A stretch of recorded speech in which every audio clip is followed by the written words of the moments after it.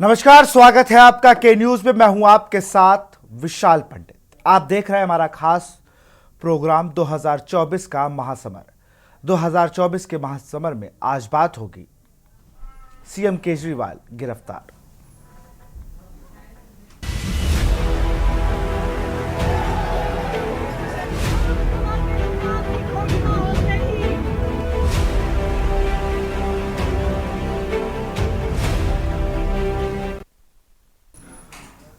आबकारी घोटाले से जुड़े मनी लॉन्ड्रिंग मामले में गुरुवार रात ईडी की टीम ने दिल्ली के मुख्यमंत्री अरविंद केजरीवाल को गिरफ्तार कर लिया। मामले में ईडी आज दिल्ली के सीएम को राउस एवेन्यू कोर्ट में पेश कर पूछताछ के लिए 10 दिन की रिमांड की बात कर रही है। अरविंद केजरीवाल की तरफ से पेश हुए वकील अभिषेक मनु सिंघवी ने कहा कि आप ईडी के लिए कहा उन्होंने, एक दिन में सरकारी गवाह से डील हो जाती है और आप किसी को गिरफ्तार करने चले जाते हैं। बहुत तल्ख लहजे में जब वो बात कर रहे थे, उससे बहस करते समय का ये वो दृश्य है जो हमारे संवाददाता, हमारे सहयोगियों ने बताया। सुप्रीम कोर्ट के कई निर्णय में सरकारी गवाह को सबसे अविश्वसनीय कहा गया है। भारत के 75 साल के इतिहास में पहली बार कोई सिटिंग मुख्यमंत्री गिरफ्तार हुआ है। उसकी पार्टी के 4 बड़े नेता जेल में हैं। इस मामले में केजरीवाल को गिरफ्तारी करने की कोई जरूरत नहीं थी। ईडी ने कहा कि कई लोगों को फायदा हुआ है और रिश्वत ली गई है, लेकिन ईडी को दिखाना होगा कि केजरीवाल इससे कैसे जुड़े हैं। इन्हीं सबके बीच हमारे संवाददाता वहां पे पहुंचते हैं।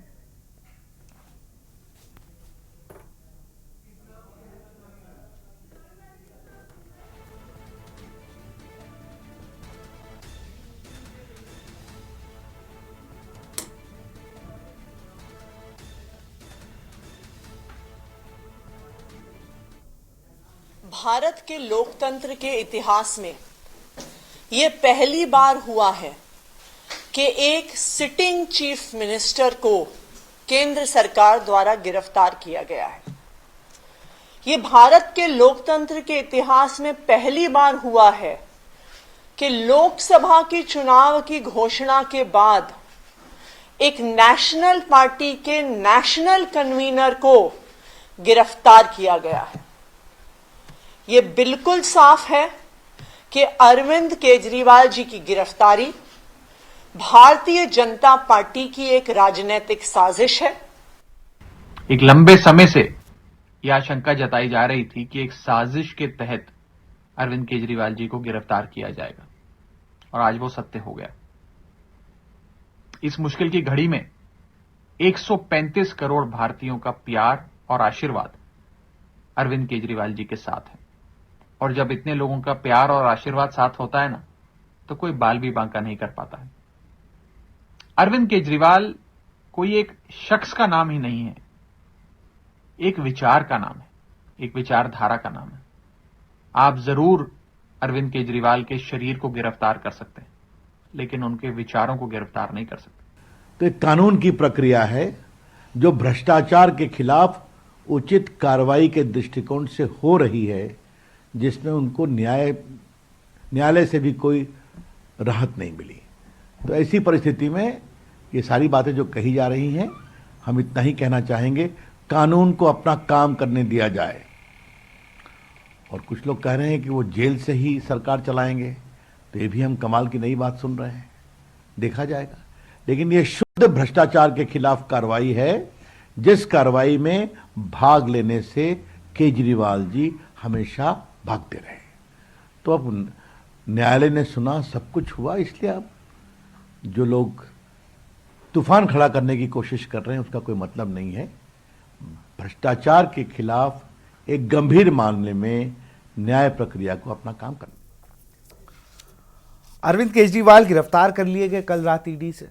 ईडी ने जब उन्हें गिरफ्तार किया तो आतिशी का एक बयान आया। उसमें उन्होंने कहा कि अरविंद केजरीवाल अगर जेल भी गए तो जेल से ही सरकार चलाएंगे। दिल्ली के पूर्व प्रदेश अध्यक्ष और वर्तमान में दिल्ली से सांसद मनोज तिवारी ने क्या कुछ कहा, एक बार आपको वो सुनाते हैं। गली गली में खुशी मना रही है और एक ही लाइन कह रही है कि दिल्ली की हाय लगी है अरविंद केजरीवाल को। अरविंद केजरीवाल ने इस दिल्ली को खून के आंसू रुलाए हैं और उसी दिल्ली की जनता की, भोली भाली जनता के खजाने को लूट लिया। और अरविंद केजरीवाल, उन्होंने अपने को गुनाहगार खुद ही सिद्ध कर दिया। अपराधी वो होता है जो प्रश्नों का जवाब न हो तो भागता रहे, और भागते भागते कहां गए? हाई कोर्ट गए। माननीय जस्टिस ने जब प्रूफ देखा तो कहा ये अब तक बाहर क्यों घूम रहे हैं, और फाइनली वो जेल में है। और आप जान लीजिए, न तो दिल्ली की जनता, उनके पार्टी के लोग भी, कोई उनको सपोर्ट करने वाला नहीं है। सब उनके जेल जाने से बल्कि वो खुशी नजर आ रहे हैं। तो संकट में सरकार, जैसा कि हम बात कर रहे हैं, और अभी जैसा आपने सुना मनोज तिवारी को भी लगातार ये चीज़ कह रहे हैं कि खुशी मना रहे थे लोग। आतशबाजी की तस्वीरें भी आई थी। संजीव वैद है प्रवक्ता आपके, स्वागत तो नहीं करेंगे, थोड़ा टेंशन में आज होंगे। अनीस अंसारी हैं बीजेपी से, कृष्णा पंडित वरिष्ठ सहयोगी है हमारे, वरिष्ठ पत्रकार प्रमोद गोस्वामी जी हैं, राजनीतिक विशेषज्ञ। सर बहुत बहुत स्वागत है आपका। सबसे पहले तो आप प्रवक्ता संजीव जी के पास ही जाऊंगा। संजीव जी, क्या कहेंगे आप कि लगातार जो बातें कही जा रही थी आप लोग के द्वारा कि गिरफ्तार किए जा सकते, पिछले एक हफ्ते से बहुत ज़्यादा तेज़ी के साथ ये बयान आ रहे थे कि कभी भी ईडी गिरफ्तार कर सकती है केजरीवाल जी को। ये तमाम प्रवक्ता, तमाम नेता लगातार बयान दे, तो कल वो हो भी गया। बिल्कुल, हम इसीलिए बोल रहे थे क्योंकि चुनाव नजदीक है और चुनाव के समय इस प्रकार की एजेंसीज के दुरुपयोग की संभावना बढ़ जाती है। मैं आपसे यही बोलूंगा कि अरविंद केजरीवाल की गिरफ्तारी लोकतंत्र की हत्या का एक घृणित प्रयास है। हिंदुस्तान के इतिहास में पहली बार ऐसा हुआ है कि एक सिटिंग चीफ मिनिस्टर, एक नेशनल पार्टी के सुप्रीमो को गिरफ्तार किया गया, और ये संविधान की खुलेआम धज्जियां बिखेरी जा रही है। फर्जी आरोप लगा करके केजरीवाल को गिरफ्तार किया गया है। हमारी पार्टी की ये चौथी गिरफ्तारी है। इसके पहले सत्येंद्र जैन, मनीष सिसोदिया, संजय सिंह और अब केजरीवाल। मुख्य बात यह है कि एन सरकार की जो सोची समझी साजिश रची गई है, इसके लिए कोई ठोस सबूत इनके पास नहीं था, और भारतीय जनता पार्टी अपनी एजेंसीज की आड़ में ये जो गंदा खेल खेल रही ना, ये पूरी जनता के सामने उजागर हो चुका। तो कहीं ना कहीं इलेक्टोरल बॉन्ड के नाम पर इनके ऊपर जो कलंक लगा है, उस कलंक को छुपाने के लिए भी ये प्रयास हो सकता है। और दूसरी बात, लोकसभा चुनाव अभी सर पर है, और भारतीय जनता पार्टी अच्छे से जानती है कि यदि उनका सबसे बड़ा कोई प्रतिद्वंदी है हिंदुस्तान में तो वो अरविंद केजरीवाल है। लेकिन मैं बता दूं कि अरविंद केजरीवाल को गिरफ्तार करके अगर भाजपा, और जो ईडी ने आरोप लगाए हैं, जैसे जिस तरीके से आरोप ईडी ने लगाए, मैं देख रहा हूं कि गोवा में पैसा इसका लगाया गया, इसका पैसा पंजाब चुनाव में लगाया गया, संजय सिंह ने बात कराई गोवा चुनाव के दरमियान, और फिर सारी चीजें हुई। ये भी आरोप आज ईडी ने लगाए हैं। देखिए, आरोप लगे हैं, अभी तक इनको लेकर के कोई ठोस एविडेंस सामने नहीं आया है। और मैं आपको एक बात और बता दूं, इसी मामले में एक और व्यक्ति थे, उनका नाम था पी शरद चंद्र रेड्डी, जिनकी कंपनी का नाम है अरविंदो फार्मा। शराब नीति बनाने के मुख्य आरोपियों में से एक ये भी थे। उनको ईडी द्वारा गिरफ्तार किया गया, और गिरफ्तारी उनकी 10 नवंबर को हुई, और 15 नवंबर के दिन उन्होंने बीजेपी को 5 करोड़ रुपए का चंदा दे दिया, और वो 1 नवंबर के दिन, 1 जून के दिन वो सरकारी गवाह बन गए। फिर करोड़ रुपए का चंदा। आप म्यूट हो गए शायद। एक मिनट,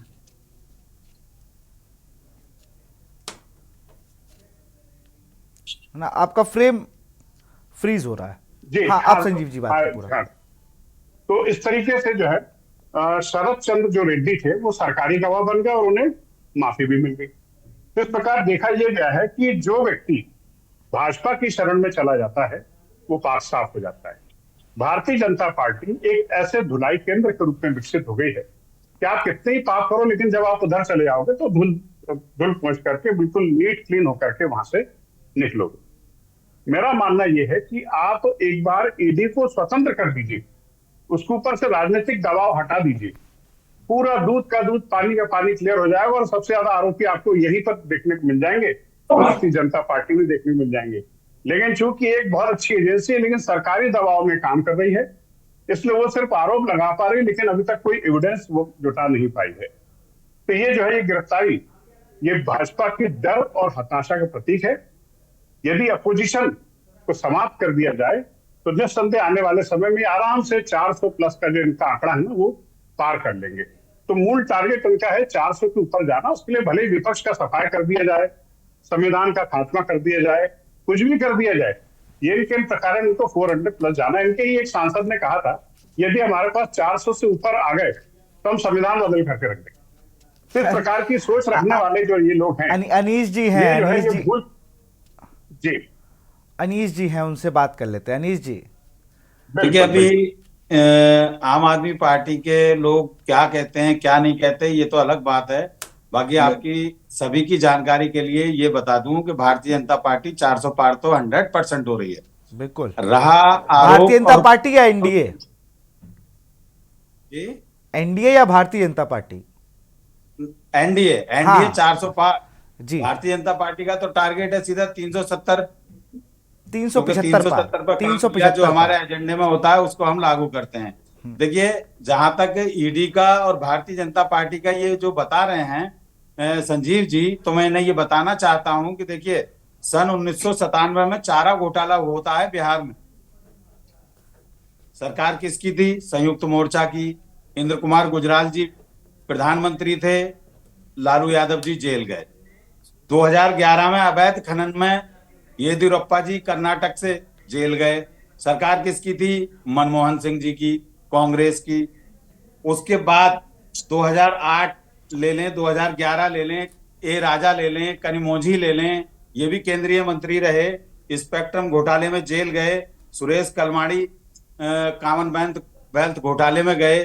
तो इस तरह की जो बातें हैं, मन गढ़ंत बातें करके ये विपक्ष जो है भारतीय जनता पार्टी से जलन और ईर्ष्या के अलावा कुछ नहीं दर्शाता। पब्लिक समझदार है, देश की जनता जानती है, देश की जनता जानती है कि कहाँ क्या करना है। अनीश जी कुछ दिखा रहे हैं, संजीव जी के पास कुछ अब की बात कुछ 400 पार। बिल्कुल उस पे आएंगे। 400 पार पे फिलहाल तो ईडी से आर पार है विपक्ष और पक्ष का। क्या दिखाना चाह रहे हैं संजीव जी आप? सर, मैं मनगढ़ंत बात नहीं कर रहा हूं। आज के अखबार की खबर है कि 2014 से अब तक ईडी के 95% केस विपक्षी नेताओं के खिलाफ हुए। तो श्रीमान जी आप ये बताइए, 95% केस विपक्षी नेताओं के भ्रष्टाचार खिलाफ, जड़ से समाप्त करने जा रहे हैं हम लोग। जैसे उत्तर तो प्रदेश और देश में, जैसे उत्तर प्रदेश और देश में जो भ्रष्टाचार व्याप्त है, उस भ्रष्टाचार को खत्म करेंगे। आप लोगों में तो हिम्मत होती नहीं है, क्योंकि आप लोग तो खुद ही भ्रष्टाचारी हैं।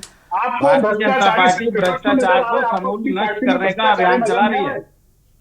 आपको अपनी पार्टी में भ्रष्टाचार नजर नहीं आ रहा, आपको सिर्फ विपक्ष में भ्रष्टाचार नजर आ रहा है। आज के अखबार की खबर मैं इसका जवाब ले लेता हूं, मैं इसका जवाब लेता हूं। आप दोनों को रोकूंगा। और इस बीच बड़ी खबर आ रही है, दिल्ली आयोग से केंद्रीय एजेंसियों के दुरुपयोग की शिकायत। इंडिया गठबंधन के नेता चुनाव आयोग पहुंचे हैं।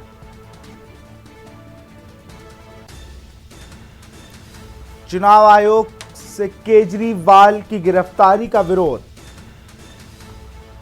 विपक्ष का डेलीगेशन चुनाव आयोग से मिलने पहुंचा है।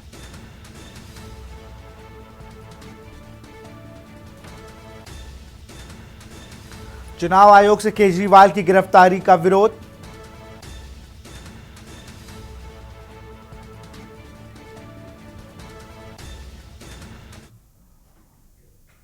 संकट में सरकार। और इसी बीच जो इंडिया अलायंस है उसके गठबंधन के नेता वहां पहुंच गए हैं चुनाव आयोग से मिलने, और इस पूरी गिरफ्तारी को लेकर कहीं ना कहीं चुनाव आयोग से शिकायत दर्ज कर रहे हैं। इस पर चर्चा जारी रहेगी एक छोटे से ब्रेक के बाद। आप देख रहे हैं के न्यूज, खबरों का सारथी।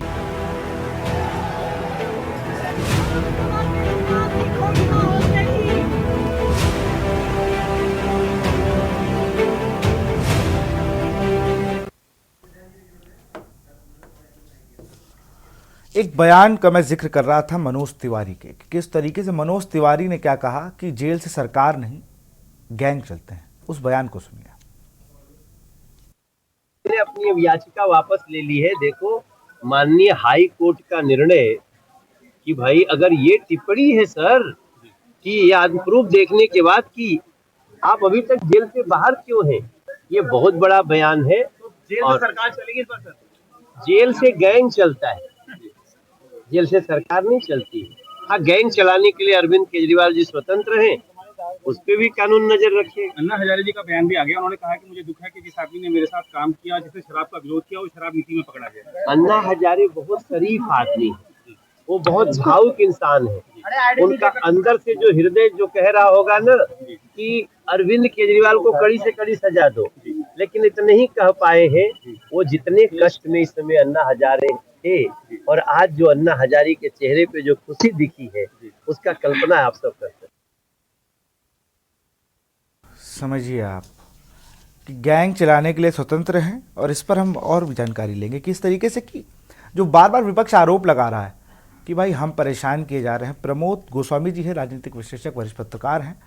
सर, कई चुनाव आपने देखे, कई पक्ष और विपक्ष आपने देखे। बड़ा सवाल है कि जो बार बार आरोप लगाया जा रहा है कि ईडी का गलत उपयोग किया जा रहा है, क्या इनसे पहले भी सरकारों ने ये हुआ है? नहीं, निश्चित रूप से वो चाहे ईडी हो या सीबीआई हो, या इससे अगर आप पहले चले जाएं कांग्रेस के रिजीम में, तो चुनी हुई सरकारें गिरा दी जाती थी। तो ये मतलब राजनीति का एक ये विकृत स्वरूप है। चाहे आज जिस ढंग से ईडी और उसका विपक्ष आरोप लगा रहा है, वो भी शायद उचित नहीं है कि दुरुपयोग हो रहा है। तो अब पहले भी जो हो रहा था वो भी उचित नहीं था, लेकिन अब राजनीति का चाल चरित्र और चलन ही बदल गया है। अब विपक्ष को दबाने के लिए इन औजारों का प्रयोग होता रहा है और होता है। तो लेकिन ये एक उचित प्रक्रिया नहीं है।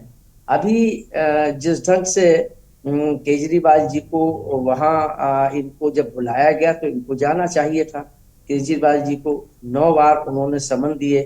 तो अगर उनको ये आशंका थी कि, या वो आशंका केजरीवाल जी ये बार बार व्यक्त कर रहे थे कि वो अरेस्ट कर लेंगे, तो अंततः स्थिति तो वही आ गई। तो अगर ये पहले अगर जाके वहां कह देते या जाके अपने बयान देते या अरेस्ट करना होता, अगर कोई सबूत है या कोई तथ्य हैं, तो उस आधार पर वो अरेस्ट करते, वो एक लीगल प्रक्रिया हो जाती, उससे आप निपटते। लेकिन ये जो अभी हमारे आपके प्रवक्ता ने कहा कि ये पहला अवसर है कि केजरीवाल जी को, एक मुख्यमंत्री को अरेस्ट किया गया, ऐसा नहीं है। सोरेन को भी गिरफ्तार किया गया, उसको थोड़ा सा संशोधन कर लें, और उन्होंने फिर उनको इस्तीफा भी देना पड़ा। और बहुत से प्रकरण हैं जिनमें मंत्रियों को इस्तीफे देने पड़े हैं। ये बात, लेकिन संविधान में ऐसा कोई बंदिश या कोई वो नहीं है कि वो जेल से सरकार चलाए या कुर्सी पर बैठ के सरकार चलाए। ये उनका अपना निर्णय होगा, पार्टी का होगा कि वो क्या करते हैं, पार्टी उनकी क्या निर्णय लेती है। सर, आपको रोकूंगा। इसी बीच बड़ी खबर आ रही है, केजरीवाल की रिमांड में का फैसला सुरक्षित है। थोड़ी देर में रिमांड पर फैसला आ सकता है। राउज एवेन्यू कोर्ट ने फैसला सुरक्षित, केजरीवाल की रिमांड पर फैसला सुरक्षित।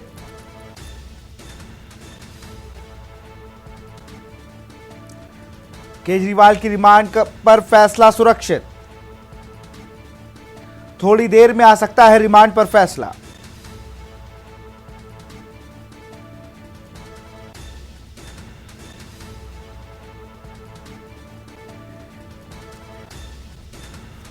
बिल्कुल।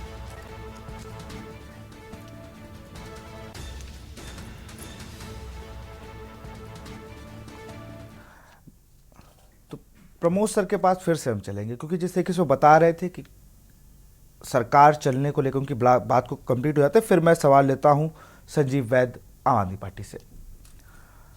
प्रमोद सर, अपनी बात आप रख रहे थे।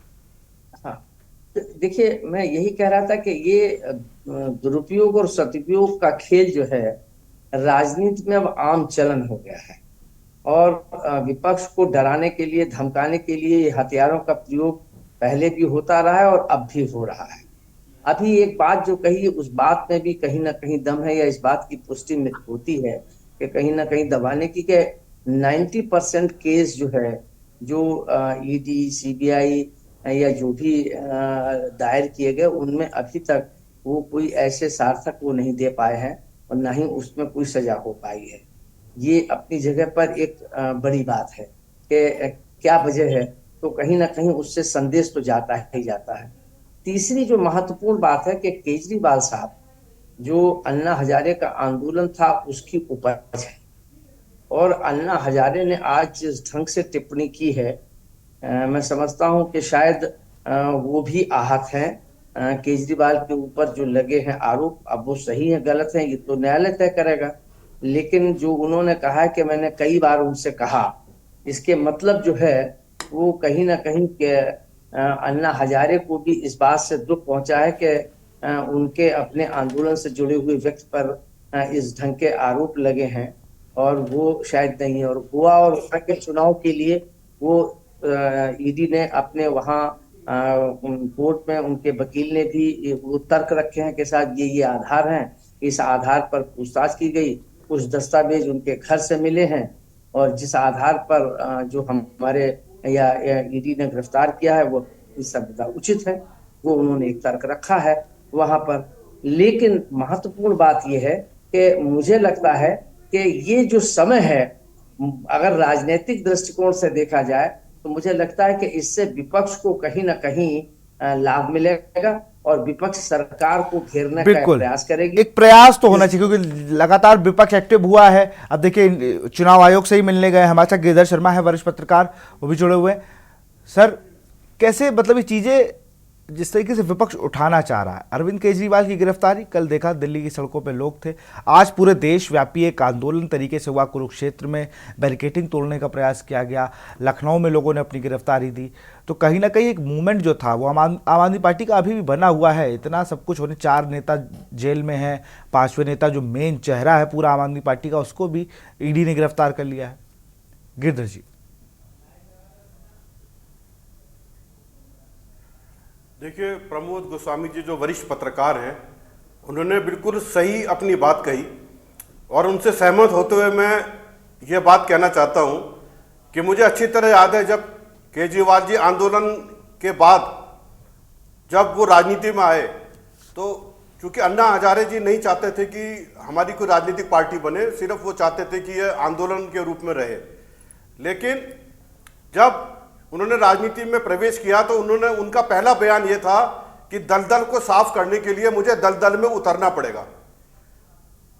तो वो जो उनका बयान था, आज ऐसा लगता है कि वो उसी दलदल में फंस गए हैं, क्योंकि उनका जब उन्होंने शुरुआत की थी मूवमेंट की तो बहुत अच्छा, मतलब पार्टी विद द डिफरेंस के नाम से उन्होंने शुरू किया था इस आंदोलन को, इस पार्टी को भी, और लोगों ने हाथों हाथ, दिल्ली की जनता ने तो खासतौर से हाथों हाथ पार्टी को लिया भी और अच्छे वोट दिए, अच्छे विधायक दिए और ऐतिहासिक जीत उन्होंने हासिल की थी।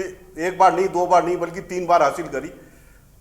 लेकिन जो उन्होंने कहा था कि मैं दलदल को साफ करने के लिए दलदल में उतरना है, मुझे लगता है कि वो दलदल में कहीं खो गए और ऐसा लगता है कि हो सकता है कि अभी वो साफ निकल जाएं, साफ पाक निकल जाएं, मैं गारंटी क्योंकि तो कोर्ट का मामला है, कोर्ट के अंदर ईडी को सिद्ध करना है।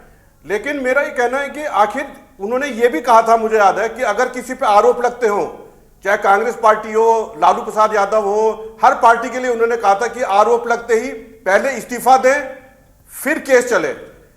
आरोप लगने के बाद नैतिकता ये कहती है कि इस्तीफा दे देना चाहिए, ये भी उनके शब्द थे।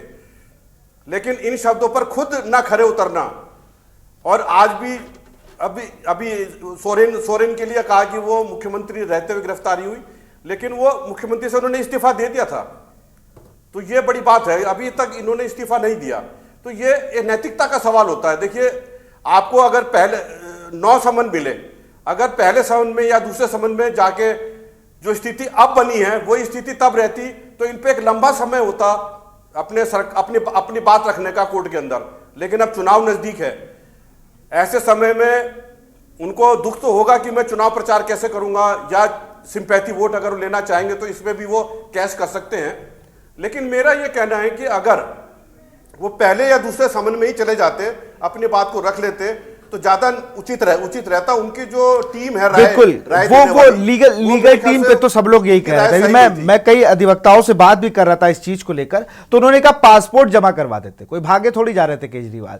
लेकिन उस पूरी कहीं ना कहीं चीजों को लेकर फंसते नजर आए। मैं कृष्णा पंडित हैं, वरिष्ठ पत्रकार हैं, आप किस नजरिए से देखते हैं ईडी की इस कार्रवाई को? क्योंकि आम आदमी पार्टी ने तो लगातार ये बात कही कि लोकतंत्र की हत्या है। कल दो चीजें देखने को मिली, कल दो बड़े इवेंट होते हैं और दोनों में कहीं ना कहीं लोकतंत्र की हत्या की बात आती है। सबसे पहले कल हमने उस पर चर्चा भी की थी, राहुल गांधी ने जिससे खाता सीज होने पर बात कही, उन्होंने कहा कि भाई यहां पर तो लोकतंत्र खत्म हो गया, डेमोक्रेसी है ही नहीं भारत में, जो लोग कहते हैं झूठ है।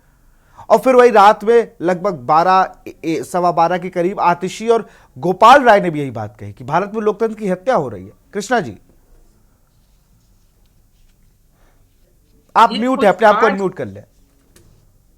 आज ये नहीं, इसकी पटकथा बहुत पहले लिखी जा चुकी है। 9 समन के बाद भी केजरीवाल जी नहीं जाते।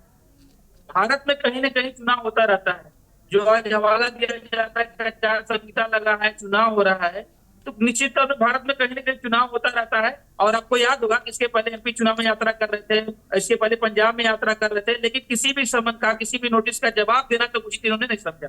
ये आज की कहानी नहीं है। सबसे बड़ी बात बता दूं, एक करंट जानकारी है कि एक हिंदू सेना के राष्ट्रीय अध्यक्ष सुजीत यादव ने हाई कोर्ट में पीआईएल दाखिल किया है कि तत्काल ये इस्तीफा दे मुख्यमंत्री पद से। अभी तत्काल ये करंट न्यूज है। और सेकेंडरी में ये कहना चाहूंगा कि देखिए, अरविंद केजरीवाल के जितने भी साथी रहे, जिनके माध्यम से केजरीवाल बने, जहां ये राष्ट्रीय स्तर के नेता उभरे, सारे लोगों ने इनके ऊपर आरोप लगाया, इनके अपने लोगों ने आरोप लगाया। देखिए, एक बात अलग है कि विपक्षी गठबंधन इस समय क्या कह रहा है, और चूंकि एजेंसियां तो लगातार, जो भी सरकारें, हम जेल जाएंगे तो हम आरोप किस पे लगाएंगे? जो हमको जेल हो जाएगा उसी पे लगाएंगे, जो विपक्ष में बैठेगा उसी पे लगाएंगे। ये स्वभाव होता है मनुष्य का। और निश्चित तौर पर जो केजरीवाल के लोग हैं, आज देखिए केजरीवाल के लोग ने सुप्रीम कोर्ट से जो दाखिल किया था याचिका, उसको वापस ले लिया। क्यों ले लिया? क्योंकि वो जानते हैं कि सुप्रीम कोर्ट से अगर निरस्त कर दिया गया तो लोअर कोर्ट में भी वो अप्लाई नहीं कर पाएंगे, सारा रास्ता बंद हो जाएगा, मतलब जेल का हवा लंबा खाना पड़ जाएगा। तो तत्काल उन्होंने वहां से वापस ले लिया। क्यों ले लिया भाई आपने? इनके लीगल एडवाइजर ने कहा कि नहीं, ये ठीक नहीं है, पहले हम लोग लोअर कोर्ट में जाकर अपनी बात रखेंगे। तो बहुत से चीजें हैं जिसको देखकर ये लगता है कि खुद ही ये आज जो शिकार हुए हैं, ये खुद ही कहीं ना कहीं जाल में फंसे जा रहे थे। और ये निश्चित तौर पर कयास लगाया जा रहा था कि 7 दिन के अंदर गिरफ्तारी होगी, 8 दिन के अंदर। देखिए, इसका कोई मतलब नहीं है, संविधान में कहीं नहीं लिखा है कि आप आचार संहिता लगाए किसी मुख्यमंत्री जो बड़े घोटाले में आरोपित है उसको गिरफ्तार नहीं कर सकते। क्यों नहीं कर सकते भाई आप गिरफ्तार? जो जिस तरीके टाइमिंग पे सवाल उठाया गया कि भाई अभी तो टाइमिंग को लेकर कह रहे थे कि चुनाव आते ही आपको क्यों याद आ गया, पहले कर लेते, गिरफ्तारी करना था। तो पिछले 4 महीना से नोटिस जा रहे हैं इनको। अरे मैं ये नहीं कह रहा हूं, मैं नहीं कह रहा हूं अनीस भाई, मैं नहीं कह रहा हूं, ये तो आम आदमी पार्टी के लोग कह रहे हैं कि चुनाव से डर गए, वो तो चुनाव से जोड़ रहे हैं, मैं थोड़ी कह रहा हूं। 151 में पुलिस घर खो देती है, 151 में पुलिस घर खो देती है और कई बार आती है।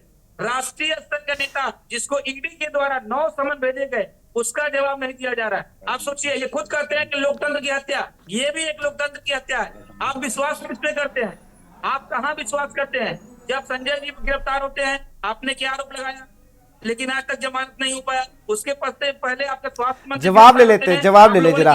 संजीव जी हैं, ये सारी चीजें संजीव जी बता देंगे अच्छे से, क्योंकि वो आम आदमी पार्टी के प्रवक्ता हैं। संजीव जी क्या जवाब देंगे? मतलब इस तरीके से तमाम लोग घेर रहे हैं आम आदमी पार्टी को कि लोकतंत्र की हत्या तो सही मायने में इधर से ही हुई है, ऐसा लोग कह रहे हैं। देखिए, ये सबके अपने अपने विचार हैं और वरिष्ठ पत्रकार लोग हैं, मैं इनके विचारों को असहमत भी जता नहीं सकता और सहमति भी नहीं हो सकता मैं, है ना, क्योंकि मैं खुद भी काफी समय पहले इन्हीं की जमात में शामिल था, पत्रकार ही था। लेकिन मुद्दा ये है कि कहा जा रहा है लोकतंत्र की हत्या। क्या आपको श्रीमान जी ये समझ में नहीं आ रहा कि पूरा देश इस समय विपक्ष विहीन हो रहा है? क्या ये लोकतंत्र की हत्या नहीं है? जो भी व्यक्ति बीजेपी के खिलाफ कोई बात करता है उसके खिलाफ ईडी बैठ जाती है, सीबीआई बैठ जाती है। क्या ये लोकतंत्र की हत्या नहीं है? इलेक्टोरल बॉन्ड के माध्यम से गोपनीय तरीके से चंदा जुटाया गया है, सबसे ज्यादा चंदा भाजपा को मिला है। क्या ये लोकतंत्र की हत्या नहीं है? परसेंटेज देखिए, परसेंटेज के आधार पर हमें नहीं, आपकी दीदी को मिला है सबसे ज्यादा चंदा। परसेंटेज के आधार पे अरे देखिए। पहले एक लोग बात कर ले। बात अनीस भाई उनकी बात कंप्लीट हो जाने दीजिए, कई सवालों का जवाब देने होने तो।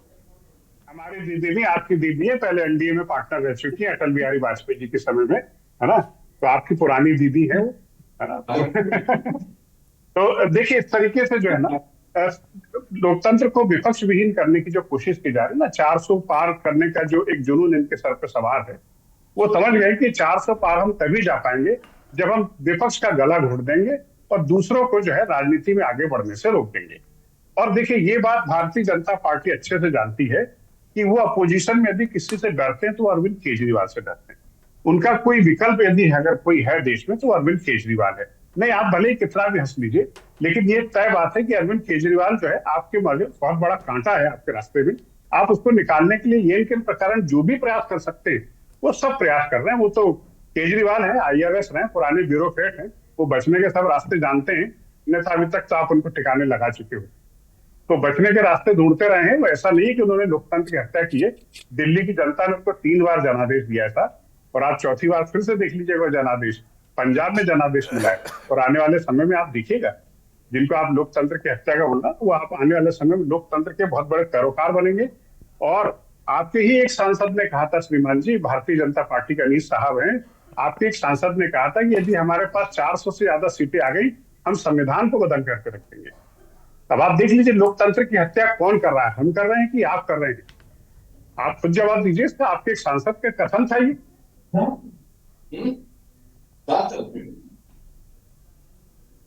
अनीस जी जवाब दीजिए, ये कौन से सांसद हैं, पहले तो नाम ही बता दीजिए हमको, हम भी क्या कनेक्ट नहीं कर पा रहे हैं। संजीव जी एक बार नाम भी बता ही दीजिए। अनर्गल इनका विपक्षियों का, खासतौर से आम आदमी पार्टी वाले इस समय विचलित और परेशान है अपने घोटालेबाज नेता को लेके। मैं इनसे ये पूछना चाहता हूं कि 2 नवंबर को पहला सम्मन ईडी ने जारी किया, 10वें सम्मन पर ये आए, बीच के 9 सम्मन तक ये घर क्यों सोते रहे? इनको पता है इनको सहानुभूति पब्लिक की लेने के लिए ये अब आए। अगर पहले दूसरे सम्मन पे आ गए होते तो माननीय न्यायालय का जो आदेश होता हो चुका होता, जो कुछ भी होना होता, बात जो है वो पुरानी हो चुकी होती। लेकिन आप इनकी शातिरता देखिए, आप इनकी शातिरता देखिए कि पहले सम्मन पे नहीं आए, दूसरे पे, तीसरे पे, चौथे पे, 8, 9, 10वें सम्मन पे, 10वें सम्मन पे ये आए। रही बात लोकतंत्र की, लोकतंत्र की हत्या, और लोकतंत्र के हत्यारे तो देश में पहले बैठे थे, हमसे पहले, भारतीय जनता पार्टी से पहले, नरेंद्र मोदी जी से पहले। आपको एक घटना याद दिलाता हूं मैं आज आप सभी को। आपको एक सेकंड, एक इस बयान पे मैं आपको रोकूंगा। अनीस जी इस बयान पे मैं आपको रोकूंगा। आपने कहा कि नरेंद्र मोदी जी से पहले, उसमें एनडीए की सरकार भी शामिल है ना? नरेंद्र मोदी मतलब भाजपा, गैर भाजपा सरकार। अब आप उसको सुधार रहे हैं, लेकिन आपका मेन उद्देश्य तो वही था। मैं आपको 6 दिसंबर 1992 की घटना याद दिलाता हूं। सत्यनारायण रेड्डी जी हमारे यहाँ के गवर्नर थे उत्तर प्रदेश के, और देश के प्रधानमंत्री माननीय नरसिम्हा राव साहब थे। उन्होंने क्या संवैधानिक तरीके से हमारी सरकार, कल्याण सिंह जी की सरकार गिराई थी? नहीं गिराई थी। असली लोकतंत्र की हत्या उस दिन इन कांग्रेसियों ने, इंडी वालों ने की। तो बात करते हैं ये लोग खुद का मुंह उजला नहीं और शीशा साफ करने चले। पहले अपने गिरेबान में झांक के देखें, भारतीय जनता पार्टी सही दिशा, सही नीति पे काम कर रही है।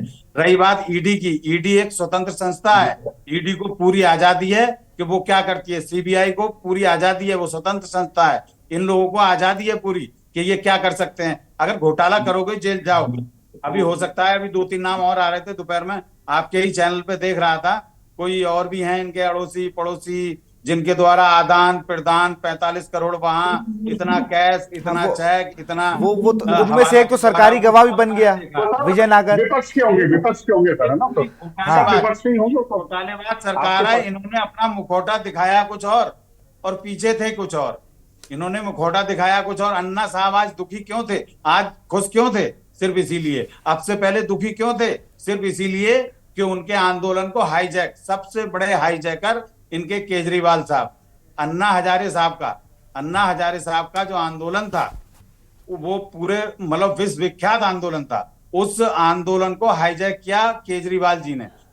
जबकि इनके बॉस बॉस ही कहूंगा मैं। इनके बॉस अन्ना हजारे साहब ने साफ शब्दों में इनकार किया था कि हम राजनीति में नहीं जाएंगे, राजनीति में बाहर रह के हम राजनीति का कचरा साफ करेंगे। लेकिन नहीं, इन्हें तो अपना वो वाह दिखाना था, पेचकस लेके खंबे पे चढ़ गए। अरे तुम्हें पेचकस लेके खंबे पे तब चढ़े जब करंट नहीं था, आज करंट है, खंबे पे चढ़ो ना। मैं गाड़ियां नहीं लूंगा, मैं सुविधाएं नहीं लूंगा, जेट श्रेणी की सुरक्षा ले रहे हो आप, बड़ी बड़ी गाड़ियों में घूम रहे हो आप। मैं एक मध्यम परिवार का बेटा हूं, मध्यम ही रहूंगा, जनता के बीच। कहाँ, आप तो ढूंढे से नहीं मिलते आम पब्लिक को। तो ये सारी बातें कहने में बहुत अच्छी लगती हैं आम आदमी पार्टी वालों को, और हकीकत इसके सही उल्टा है। आज देख लो, इनके कहे हुए सारे कथन मेरे पास हैं, आप देख लो, इनके सारे कथन मिथ्या झूठ साबित हुए हैं। 15 लाख रुपए भी अकाउंट में जमा किए जाएंगे, ऐसा आप सबको रोकेंगे। अभिषेक मनु सिंघवी क्या कुछ कह रहे, सुन लेते हैं। कि ये आयोजन कल लेट रात्रि को हुआ है, लेट, क्योंकि आप जानते हैं जिस प्रकार का गैरकानूनी एक्शन लिया गया है वो भी लेट रात को लिया गया था। इतने अल्प समय में हमारे सभी कॉलीग्स ने, कई लोग दिल्ली से,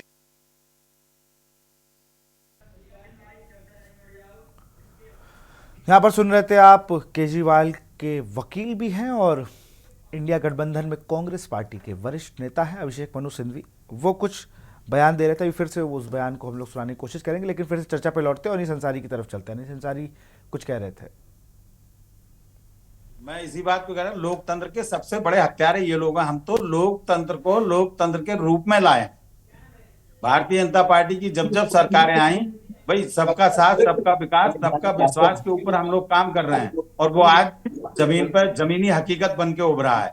इसीलिए तो देश की जनता चाहती है 400 पार। हम अकेले नहीं कह रहे, हमारे अकेले नेता नहीं कह रहे। फिर से वो बयान सुन लेते हैं, क्योंकि ये कोर्ट में भी थे और अब चुनाव आयोग से मिलकर आए। जैसा कि आप जानते हैं, मूल ढांचे का जो पूरा कानून है वो ये कहता है, बड़ी बहुत अनूठी बात है भारत के बारे में, कि अगर कोई भी संवैधानिक संशोधन मूल ढांचे के विरुद्ध है तो संवैधानिक संशोधन भी असंवैधानिक करार किया जा सकता है। अब इसको हमने कैसे पक्ष रखा? जब आप इस प्रकार की चुनाव के लिए जो एक समतल जमीन आवश्यक है, अति आवश्यक है, अनिवार्य है, समतल जमीन, उस समतल जमीन को आप बदल देते हैं, उसको समतल नहीं रहने देते हैं दुरुपयोग करके एजेंसीज द्वारा, तो उसका सीधा दुष्प्रभाव पड़ता है स्वतंत्र निष्पक्ष चुनाव पर, फ्री एंड फेयर इलेक्शंस। उसका सीधा दुष्प्रभाव आगे पड़ता है गणतंत्र लोकतंत्र पे, डेमोक्रेसी। और स्वतंत्र निष्पक्ष चुनाव या लोकतंत्र गणतंत्र दोनों, उच्चतम न्यायालय ने केशवानंद भारती के समय से कहा है, बार बार कहा है, मूल ढांचे के एक अभिन्न अंग हैं। तो जब आप समतल जमीन को बदल देते हैं, नॉन समतल बना देते हैं दुरुपयोग करके एजेंसीज का, तो आप सीधा उस मूल ढांचे पे प्रहार कर रहे हैं, असंवैधानिक गैर कानूनी प्रहार। ये एक मूल मुद्दा है और इसके लिए सबसे बड़ा पुलिसमैन इस समतल जमीन का संविधान ने बनाया है, चुनाव आयोग को बनाया है। सिर्फ कोई स्टैट्यूटरी गठित संस्था नहीं है, ये संवैधानिक संस्था है। तो हमने उनको उनके उत्तरदायित्व की याद दिलाई और कहा कि आप बेझिझक होकर इस मामले में हस्तक्षेप करें। दूसरा पहलू हमने बड़ा रोचक रखा उनके सामने, हमने उदाहरण तो दिए, अभी मैं 2-3 दूंगा। स्वतंत्र भारत के 75 वर्ष के इतिहास में कई सरकारें आई हैं, उसका रंग ये भी हो सकता है, ये भी हो सकता है, ये भी हो सकता है। इसी सत्तारूढ़ पार्टी की सरकारें पहले आई हैं, लेकिन 75 वर्ष में कभी भी चुनाव के बिल्कुल शुरू में, चुनाव के आसपास एजेंसीज का दुरुपयोग ऐसे कभी नहीं हुआ। 75 वर्ष में पहली बार एक पदासीन मुख्यमंत्री को कल रात को गिरफ्तार किया गया है, पहली बार। कुछ हफ्तों पहले एक मुख्यमंत्री को मजबूर करके हटा के उसको गिरफ्तार किया गया। विपक्ष की बहुत बड़ी पार्टी, 125 साल से ज्यादा पुरानी पार्टी कांग्रेस के 94, 95, 96 के अकाउंट्स के विषय में 150 करोड़ से ज्यादा फ्रीज हुआ है। हमारे माननीय कांग्रेस अध्यक्ष, पूर्व कांग्रेस अध्यक्ष सबने अभी आपके समक्ष 2 दिन पहले इस पर प्रेस कॉन्फ्रेंस भी की है। अभी हमको बता रहे हमारे मित्र लेफ्ट के येचुरी जी यहाँ खड़े मेरे साथ, उनको भी वैसे ही नोटिस आए हैं। तीसरा पहलू, हमने एक सूची दी 11 और हाल के रीसेंट उदाहरण, पुराने उदाहरण तो सैकड़ों हैं। वो 11 के 11 एनसीपी से लेकर, टीएमसी से लेकर, कांग्रेस से लेकर विपक्ष के हर पार्टी पे है जहां पर एजेंसीज का दुरुपयोग हुआ है, गिरफ्तारी हुई है। लेकिन एक भी उदाहरण नहीं है सत्तारूढ़ पार्टी का। ये कौन सी जादुई पुड़िया खाई है सत्तारूढ़ पार्टी ने कि हर अच्छाई वहां है, हर बुराई यहां है, या सिर्फ बुराई दिखती यहां पर है? अगर बुराई वहां है तो दिखती नहीं है। वॉशिंग मशीन का तो उदाहरण आपने बहुत सुन लिया है, लेकिन ये समतल जमीन की मूल ढांचे को प्रहार करता है। हमने 11 लिखित और उसके अलावा 14 उदाहरण दिए हैं अभी अभी चुनाव आयोग को। तीसरा पक्ष ये है कि अगर कुछ गलती भी हुई है तो आपने कहीं ये नहीं दिखाया कि अभी इसी वक्त एजेंसीज की रेड आवश्यक है, अभी इसी वक्त इनकी गिरफ्तारी आवश्यक है। अरे भाई, अगर कोई नोटिस या कोई कार्रवाई 2023 से चल रही है तो आप 2 महीने और नहीं रुक सकते? आपको जो कार्रवाई करनी है आप करिए। लेकिन ये क्या कि आप चुनाव के पहले वोट पड़ने से पहले ही चुनाव जीत जाना चाहते हैं? आप पहला वोट पड़ा नहीं, उसके पहले जीत जाना चाहते हैं आप? कानूनी तरीके से नहीं, गणतांत्रिक तरीके से नहीं। तो ये मामले जिसको कहते हैं आवश्यकता या जरूरत अरेस्ट की, वो किसने दिखाया है? मेरे पास अधिकार क्षेत्र है तो मैं अरेस्ट कर लूं। चौथा, हमने बताया कि आपके जो कई सारे सर्कुलर है चुनाव आयोग के, उसमें भी ये वंचित है। हमारे कॉलीग्स ने ये मांग की कि अगर चुनाव आयोग डीजीपी बदल सकता है, होम सेक्रेटरी बदल सकता है, किसी को बदल सकता है, तो ये एजेंसीज किस प्रकार की कोई एक विशेष एग्जेम्पशन एंजॉय करती है? इन एजेंसीज पे नियंत्रण क्यों नहीं करता चुनाव आयोग? इन एजेंसीज के नियुक्तियां कम से कम इन 4 महीने के लिए क्यों नहीं होती चुनाव आयोग द्वारा? ये भी पुलिस एजेंसी है एक प्रकार से, ये भी सत्तारूढ़ पार्टी के उपयोग दुरुपयोग के लिए है। तो इसलिए ये मुद्दे बहुत ही मूल मुद्दे हैं और हम ये कहेंगे कि हर प्रकार का अनड्यू इन्फ्लुएंस का आपका कानून है, सर्कुलर है, आप उसको सिर्फ शब्द नहीं रखिए, आप उसका इस्तेमाल करिए। नहीं तो ये चुनाव आयोग एक सिर्फ एक सजाने के लिए कोई संस्था नहीं होनी चाहिए। ये हमारा पुलिसमैन है गणतंत्र के लिए। बाकी कई मुद्दे हमारे इसमें हैं, आपको मिलेंगे सब। मैं बहुत संक्षिप्त में अंग्रेजी में बोलूं अपनी अनुमति के साथ। I will be very brief because you know the gist of it. For our friends from the English media, just 1 minute, just half a minute.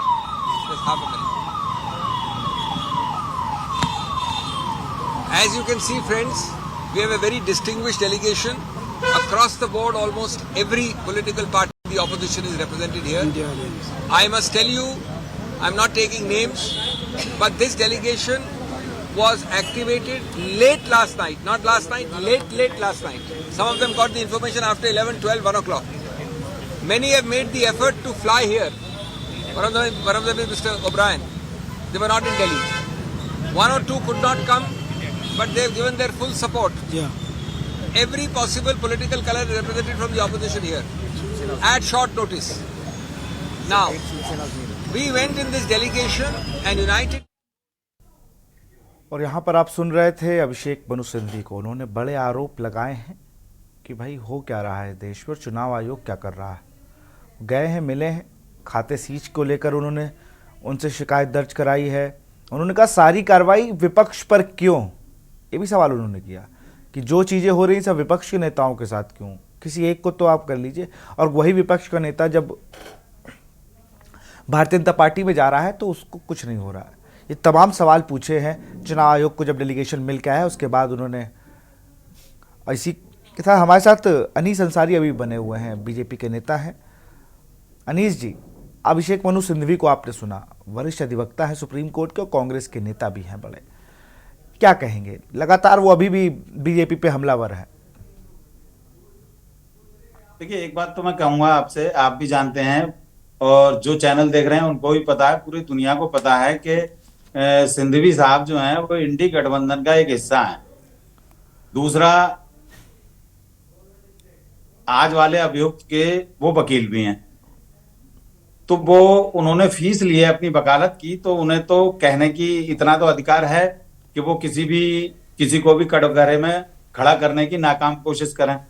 उस पर तो मैं कोई बहस नहीं करना चाहता, उनका काम है अपनी सफाई देना। मेरा तो सिर्फ इतना कहना है, आप मतलब आपके चैनल के माध्यम से पूरे हिंदुस्तान जानता है इस चीज को, और मेरा ये कहना है कि जब माननीय प्रधानमंत्री नरेंद्र मोदी जी बने थे, उन्होंने कहा था ना खाऊंगा ना खाने दूंगा। अब वो ना खा रहे, ना खाते तो है ही नहीं, ना खाने दे रहे। इस बात से इन विरोधियों के पेट में सबसे ज्यादा दर्द है। आज जब पहले ही कह दिया था कि खाने भी नहीं दूंगा, तो ये लोग उस तरह की कोशिश क्यों कर रहे हैं? ये लोग घोटाले क्यों कर रहे हैं? घोटालों की बहुत बड़ी लिस्ट आप देखेंगे, बहुत बड़ी लिस्ट मेरे पास है, बहुत बड़ी। एक से एक बड़े घोटाले इनके राज्य में हुए, कांग्रेस के राज्य में हुए, मतलब इंडी वाले सभी के राज्यों में घोटाले हुए हैं। अब उन घोटालों को छुपाने के लिए ये हम पे आरोप ना लगाएं तो करें क्या? इनके पास कोई चुनावी मुद्दा तो है नहीं। मुद्दे लेके हम जा सकते हैं, हम 370 का मुद्दा लेके जा सकते हैं, पब्लिक में जा रहे हैं हम जाते हैं, हम बात करते हैं देश की, हम बात करते हैं विधान की, हम बात करते हैं संविधान की। ये लोग बात करते हैं सिर्फ और सिर्फ भाजपा की। तो मेरा कहना यही है कि हमने 370 पे काम किया, हमारे मैनिफेस्टो में था। हमने राम मंदिर पर काम किया, हमारे मैनिफेस्टो में था। हम जो कहते हैं वो करते हैं। और रोजगार के मुद्दे को भी कह दीजिए, थोड़ा रोजगार पे भी कुछ बता दीजिए हमें। जी, रोजगार पे योजनाएं चल रही हैं, जगह जगह बीच बीच में अनेकों भर्तियां हुई हैं। उत्तर प्रदेश की इत्तेफाक रहा कि उत्तर प्रदेश में कुछ कम हो पाई हैं भर्तियां, बाकी हर जगह भर्तियां चल रही हैं, ये आप भी जानते हो। कुछ कम है अलग बात है भाई, जनसंख्या हमारी जितनी तेजी से बढ़ रही है उतनी बयान तो ज्यादा का था ना, तो इसलिए मैंने कहा एक बार याद दिला दूं, पूछ लो। नहीं याद है, हमें याद है। अब की बार 400 पार होनी है। नहीं, ये तो आपको बहुत देर से याद है, ये तो आप बार बार कर रहे हैं। वो 2 करोड़ वाला कुछ बयान था, वो याद है क्या? हाँ याद है, याद सब कुछ याद है। हम सब कुछ लिख पढ़ के काम करते हैं। हमारे सब एक एक काम, एक बिल्कुल एक रीति हमारी ओपन होती है, जैसे कि पारदर्शिता होती है, जैसे कि भर्तियों में आज पारदर्शिता लाएं, उसी तरह हमारी बात में भी पारदर्शिता होती है। बिल्कुल। गिरिधर शर्मा जी हैं, वरिष्ठ पत्रकार, हमारे साथ बहुत देर से जुड़े हुए हैं। मैं उनका रुख करता हूँ। सर, अभी आपने अभिषेक मनु सिंघवी को भी सुना, और अनीस अंसारी भी बीजेपी के वरिष्ठ नेता है, उन्हें भी सुना आपने। जिस तरीके जो चीजें चल रही हैं, उन्होंने कहा कि भाई किसी के खाते सीज किए जा रहे हैं, ईडी सिर्फ विपक्ष के नेताओं पर कार्रवाई कर रहा है।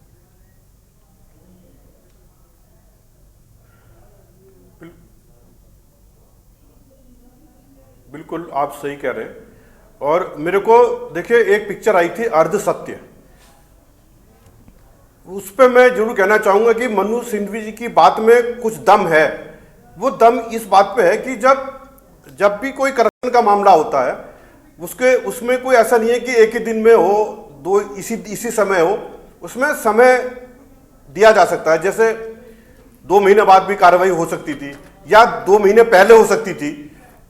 ऐन चुनाव से पहले कोई कार्रवाई करना लोकतंत्र पे कुठाराघात तो माना ही जाएगा। क्योंकि देखिए, जब प्रमुख नेता, जो मेन नेता है, अगर वो चुनाव में प्रचार नहीं करेगा तो फर्क तो पड़ेगा उनके वोटों पर। तो ये जनता पे जो फर्क पड़े, उन चीजों पे तो सरकार को और जो ये संगठन है, खासतौर से संवैधानिक संस्थाएं। देखिए, मैं ये कहना चाहता हूं कि जैसे क्रिमिनल होते हैं ना, कई डकैत होते हैं या गुंडे होते हैं, उनको चुनाव से पहले सरेंडर, उनके रिवॉल्वर, उनके असले सरेंडर कराए जाते हैं या उनको गिरफ्तार किया जाता है। लेकिन जो राजनीतिक जो करप्शन होते हैं, राजनीतिक करप्शन कहे जाए या आर्थिक करप्शन कहे जाए, उन पर ढील दी जा सकती है। कम से कम चुनाव आयोग ये तो कर ही सकता है कि संस्थाओं को ये निर्देश दे कि भाई चुनाव से ठीक 2 महीने पहले तक जो कार्रवाई करनी है कर लीजिए। 2 महीने के बाद आपके अधिकार गिरफ्तारी के सीज किए जाएंगे, 2 महीने पहले, ताकि जो है वो चुनाव में जा सके। मतलब मेरा मतलब ये नहीं कि उनको छूट दी जाए, उनको कम से कम ये तो अधिकार है ही कि वो प्रचार प्रसार में जा सके। आप उनके करप्शन के केस चलाइए, चुनाव से ठीक कुछ दिन पहले अगर इस टाइप की बात करी जाती है तो इस पर आक्षेप और आरोप लगना स्वाभाविक है। और मेरा ये कहना भी है कि सच्चे लोकतंत्र के लिए मजबूत विपक्ष भी जरूरी है। खाली ये कह देना कि खाली हर 400 सीट ठीक है, उनका अपना उद्देश्य है भारतीय जनता पार्टी का 400 सीट लाना, लेकिन मजबूत विपक्ष होना भी बहुत जरूरी है एक सच्चे लोकतंत्र के लिए। अगर उसको दबाने के लिए कोई काम किया जाता है और अगर करप्शन है उस पर छूट नहीं मिलनी चाहिए, लेकिन गिरफ्तारी का खासतौर से जब अभी देखिए डीजीपी हटाया ना बंगाल का, उन्होंने हटाया डीजीपी ये कहकर कि भाई वो ममता जी का खास है या वो राजनीति में है। उत्तराखंड के हमारे गृह सचिव हटाए क्योंकि वो जुड़े हुए थे वो मुख्यमंत्री के साथ। तो जिस तरह से ये इनके अधिकार सीज किए गए, इसी तरह से इन संस्थाओं के अधिकार भी चुनाव तक कम से कम सीज हल्के किए जा सकते हैं कि भाई ये प्रावधान रखा जाए कि चुनाव के बाद या चुनाव से 2 महीने पहले बिल्कुल आप कहीं ना कहीं वो इस कार्रवाई को आरोप भी नहीं लगेगा। 2 महीने तक तो चुनाव के लिए उनका अधिकार है। बिल्कुल आरोप भी नहीं लगा सकता और विपक्ष के पास कहने का मौका भी नहीं होगा। कृष्णा पंडित जी, कितना सहमत है आप गिरधर जी की इस बात से? गिरधर शर्मा जी से एक ही बात कहना चाहूंगा, आप अपने शब्दों में ये और जोड़ें कि पहला सम्मन 2 नवंबर को गया था। 2 नवंबर का मतलब अब से 5 माह पूर्व अगर ये हाजिर हुए होते तो कहीं ना कहीं ये कार्रवाई आज ना होती, पहले हो चुकी होती। इन्हें जो भी होना था माननीय न्यायालय के आदेशानुसार जो भी होना था हो चुका होता। वो अभिषेक मनु सिंघवी की बात पर बोल रहे थे। बिल्कुल सही, आपका भी कहना ठीक है, आपका कहना ठीक है, बिल्कुल सही कह रहे हैं नीस भाई। आप सही कह रहे हैं कि ये अगर 5 नवंबर को अरविंद केजरीवाल गए होते तो चीजें थी, लेकिन अभिषेक मनु सिंघवी ने जो बोला है उस पर भी तो आप ध्यान दीजिए, थोड़ा उसको भी सुनिए। उस बयान को लेकर उन्होंने गिरधर जी ने बोला है। कृष्णा पंडित जी के पास आऊंगा मैं। कृष्णा जी, आप कितना सहमत है गिरधर जी की इस बात से? देखिए, कुछ परसेंट तो ठीक कह रहे गिरधर जी, क्योंकि यदि कन्वेंशन नहीं रहेगा तो निश्चित तौर पे उसकी पार्टी पे बहुत बड़ा प्रभाव पड़ेगा। लेकिन यदि आपको बार बार समन दिया जा रहा है, आप उपस्थित नहीं हो रहे हो, जवाब नहीं दे रहे हो, आपने खुद इस लाभ को लेने के लिए ये रचा है। आप देखिए, आप समझिए चीजों को। हमने इसके पहले भी कहा कि ये पटकथा हमें लगता है अरविंद केजरीवाल जी ने स्वयं रचा है। क्यों? क्योंकि इसके पहले कई बार ईडी वाले, भाई आरोप तो आप लगा ही रहे हो कि ईडी जो है सरकार के अंदर काम कर रही है, लेकिन यदि आपको जाना ही था तो पहले क्यों नहीं है, आज क्यों आए? ये भी निराधार है। इस स्तर से भी आप सोच सकते हैं, इस वे में भी आप सोच सकते हैं कि भाई अगर आपको जाना ही था तो हम 10वें 11वें समझ में क्यों जाएंगे, हम दूसरे या तीसरे में क्यों न जाएंगे? हम दोनों तरफ से सोचेंगे। ऐसा नहीं कि सिर्फ कह दिया लोकतंत्र की हत्या। यदि आप लोकतंत्र में अपराध कर रहे हो, आर्थिक अपराध हो या भ्रष्टाचार हो, तो निश्चित तौर पर शिकंजा कसना चाहिए। और 2 चीज, माननीय इतने बड़े नेता हुए, आज पब्लिक कह रही कि वो वैगनार कहाँ है, वो मफलर कहाँ है। आज सीएम आवास को लेकर इतना दिनों तक आंदोलन चला, क्या उस बारे में उन्होंने जवाब दिया? नहीं दिया। क्यों नहीं दिया? आप जनता के सेवक हो, जनता के लिए चुने गए हो, लेकिन आप जब 2 बात कहोगे तो निश्चित तौर पे उंगलियां आप पर भी उठेंगी। और अरविंद केजरीवाल का सबसे प्रमुख बात यह है, आज क्या कहते हैं कल क्या कहते हैं, दोनों में 2 अंतर है। अपनी बातों को खुद भूल जाते हैं। अरविंद केजरीवाल जी एक ऐसे लोकतंत्र नेता हैं जो 1.5 साल में भारत के इतिहास में पहला व्यक्ति होगा जो केंद्र शासित राज्य दिल्ली में मुख्यमंत्री बना, और इतना तेजी से मुख्यमंत्री बने। उसके बावजूद उन्होंने, देखिए, उनके साथ जितने भी उनके सीपे सलाहकार थे, सारे लोग एक एक करके गिनते गए और सारे लोगों ने इतना गंभीर आरोप लगाया है, कई सारे आरोप लगे हैं, शायद ये भारत के इतिहास में नहीं है। और बहुत सारे नेता हैं लेकिन उतना गंभीर आरोप किसी पे नहीं लगा। अब बिल्कुल सही कह रहे हैं। कल हमने कुमार विश्वास का वो ट्वीट भी देखा कि किस तरीके से उन्होंने क्या बयान दिया, लेकिन ये सब बातें उस वक्त कही जा सकती थी, जो लगातार वो लोग कह भी रहे थे। लेकिन अभी जो नई चीज है कि भाई फैसला सुरक्षित रख लिया है राउज एवेन्यू कोर्ट ने, अभी फैसला आ जाएगा कि अरविंद केजरीवाल को क्या रिमांड में भेजा गया है या नहीं। बहुत बहुत शुक्रिया आप सबका हमसे जुड़ने के लिए। तो हम लोग बात कर रहे थे संकट में केजरीवाल पर फैसला सुरक्षित है, क्या ये फैसला होगा, और सबसे बड़ी बात, क्या वो जो बयान है, जो इस भंवर में आम आदमी पार्टी फंस गई है, क्या वो उसको निकाल पाएंगे। फिलहाल इस बुलेटिन में इतना ही। देखते रहिए न्यूज़ इंडिया। नमस्कार।